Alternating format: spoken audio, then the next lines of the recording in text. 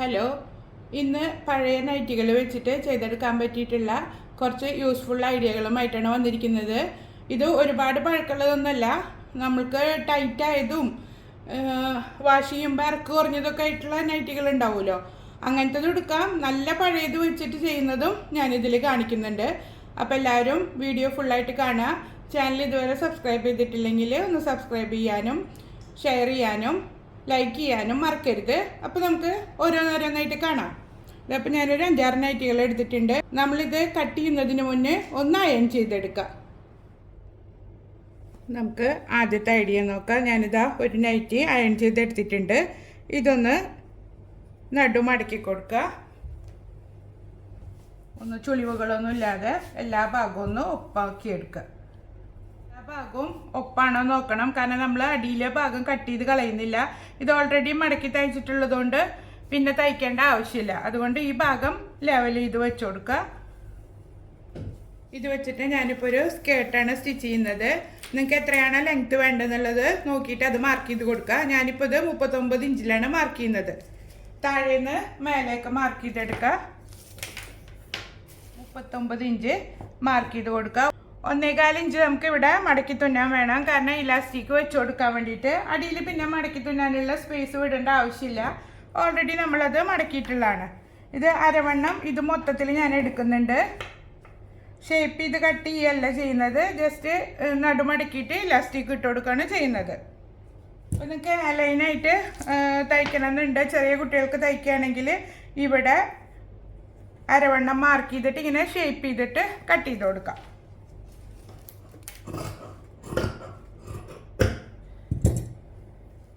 എന്നിട്ട് ഈ ഒരു ഭാഗം ജസ്റ്റ് ഒന്ന് ആദ്യം ഒരു അടി അടിച്ചു കൊടുക്കുക.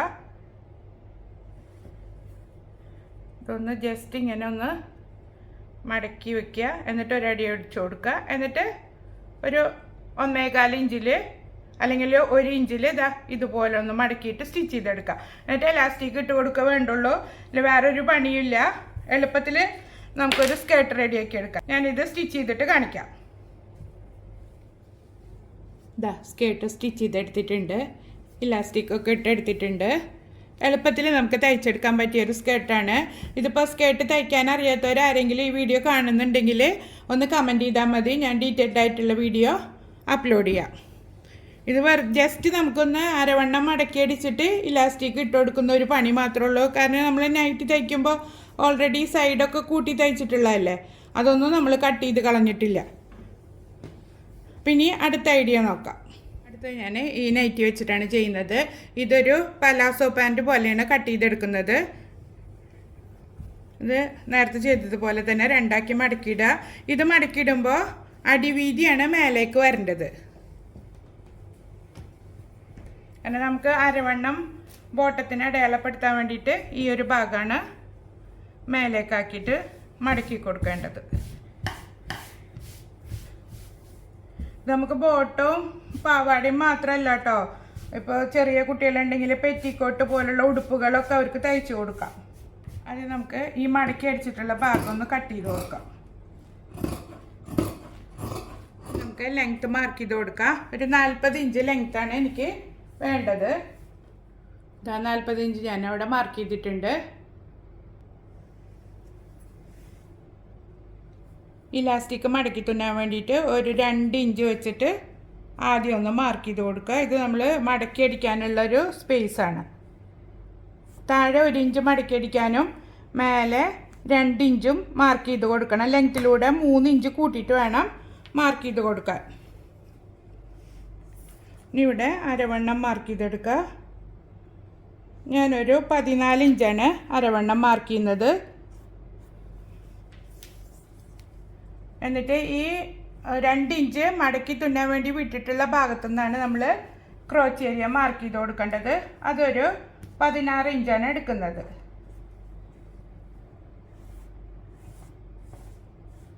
എന്നിട്ട് ഇവിടെ ഒന്ന് ജസ്റ്റ് ഒന്ന് ഷേപ്പ് ചെയ്തിട്ട് വരച്ചു കൊടുക്കാം. ക്രോച്ച് ഏരിയയുടെ ഈ ഒരു ഭാഗത്താണ് ഞാനൊന്ന് ജസ്റ്റ് ഷേപ്പ് ചെയ്ത് വരച്ചിട്ടുള്ളത്. നേരത്തെ അത് അതിൽ വരയ്ക്കണത് അതിൽ പെട്ടിട്ടില്ല.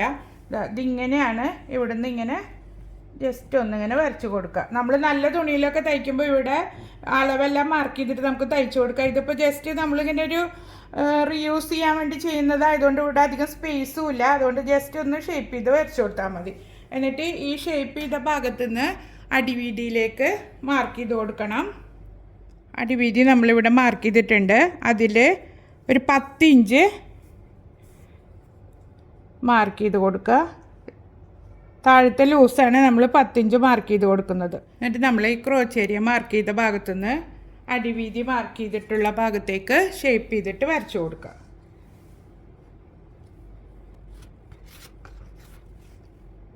ഇതിപ്പോൾ വരച്ചെടുത്തിട്ടുണ്ട്. മാർക്കിംഗ് എല്ലാം കഴിഞ്ഞിട്ടുണ്ട്. ഇത് നമ്മൾ ഇനി കട്ട് ചെയ്യുമ്പോൾ നമുക്ക് കറക്റ്റായിട്ട് മനസ്സിലാവും. ആദ്യം ക്രോച്ച് ഏരിയ കട്ട് ചെയ്ത് കൊടുക്കാം. മാർക്ക് ചെയ്ത സെയിം ഭാഗത്തു കൂടെ കട്ട് ചെയ്തെടുത്താൽ മതി.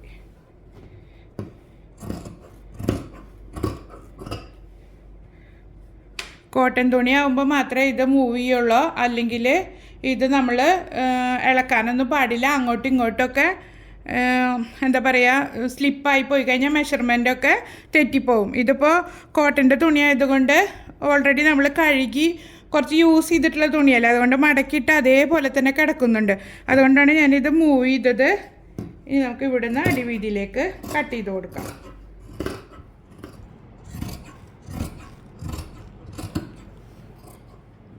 അടിവീതി കട്ട് ചെയ്ത് കൊടുക്കുക.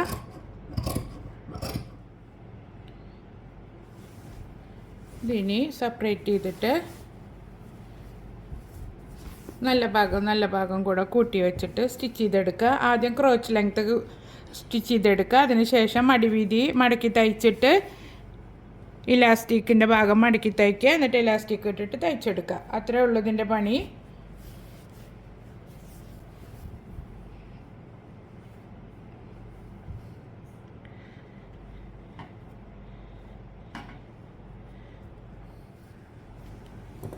ബോട്ടം സ്റ്റിച്ച് ചെയ്തെടുത്തിട്ടുണ്ട്. ഇലാസ്റ്റിക് എടുക്കുമ്പോൾ അരവണ്ണത്തിൻ്റെ 3 ഇഞ്ച് കുറവിലാണ് ഇലാസ്റ്റിക് എടുക്കേണ്ടത്. നല്ല ലെങ്ത്തിൽ തന്നെ നമുക്ക് ബോട്ടം തയ്ച്ചെടുക്കാൻ പറ്റും. ഇപ്പോൾ പാവാടയുടെ കാര്യം പറഞ്ഞ പോലെ തന്നെ ബോട്ടം തയ്ക്കാൻ അറിയാത്തവരുണ്ടെങ്കിൽ ഒന്ന് കമൻറ്റ് ചെയ്താൽ മതി. അടുത്ത വീഡിയോയിൽ കാണിക്കാം. ഇനി നമുക്ക് അടുത്ത ഐഡിയ നോക്കാം. ഇതുപോലെ ഉള്ള നൈറ്റികൾ വെച്ചിട്ട് നമുക്ക് കിച്ചൻ്റെ നാപ്കിൻസ് റെഡിയാക്കി എടുക്കാം. അപ്പം അതിന് വേണ്ടിയിട്ട് നമ്മൾ ആം ഹോളിൻ്റെ ഇവിടുന്ന് സ്ട്രെയിറ്റ് ആയിട്ട് ആദ്യം നമുക്കിത് കട്ട് ചെയ്തെടുക്കാം. ഈ ഒരു നെക്കിൻ്റെ ഈ പീസ് നമുക്ക് കട്ട് ചെയ്തെടുക്കാം.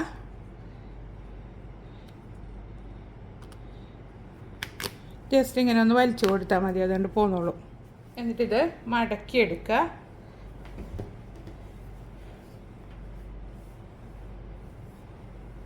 കിച്ചൺ ടവൽ നിങ്ങൾക്ക് എത്ര വലിപ്പം വേണമെന്നുള്ളത് നോക്കിയിട്ട് അതിനനുസരിച്ചിട്ട് മടക്കി കൊടുക്കുക. നീളത്തിൽ മടക്കിയിട്ട് വീണ്ടും ഒന്ന് മടക്കി കൊടുക്കുക.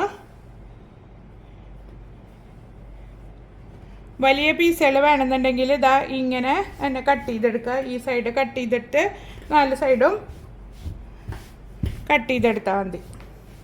ഞാനിപ്പോൾ ഇത് ഒന്നും കൂടെ മടക്കുന്നുണ്ട്. ഞാൻ ചെറിയ പീസാക്കിയിട്ടാണ് കട്ട് ചെയ്തെടുക്കുന്നത്.